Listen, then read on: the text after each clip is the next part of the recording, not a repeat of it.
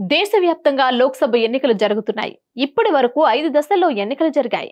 మరో 2 దశలు మిగిలి ఉన్నాయి. ఎన్నికల సందర్భంగా అనేక ఆసక్తికర సంఘటనలు జరుగుతున్నాయి. వాటిని గుర్తించిన కొందరు ప్రముఖులు సోషల్ మీడియా వేదికగా స్పందిస్తున్నారు. ప్రముఖ పారిశ్రామికవేత్త తాజాగా చేసిన ఓ ట్వీట్ ఎంతో ఆసక్తికరంగా ఉంది.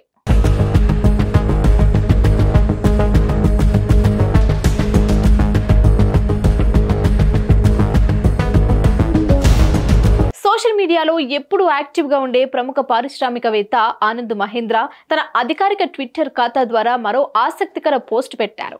మే 20న ముగిసిన 5వ దశ లోక్సభ ఎన్నికల్లో మొదటిసారి ఓటు వేసిన గిరిజనుడి ఫోటోను ఆయన నెటిజన్లతో పంచుకున్నారు. తన వరకు 2024 ఎన్నికల్లో బెస్ట్ ఫోటో ఇదేనంటూ మహేంద్ర ప్రశంసలు కురిపించారు. గ్రేట్ నికోబార్ ద్వీపంలోని దట్టమైన అడవుల్లో నివసించే షోంపెన్ తెగకు చెందిన 7గురిలో ఒకరు మొదటిసారి ఓటేశారు. ప్రజాస్వామ్యానికి తిరుగులేదని, తిరుగులేని శక్తి అని ఆనంద్ మహేంద్ర రాసుకొచ్చారు.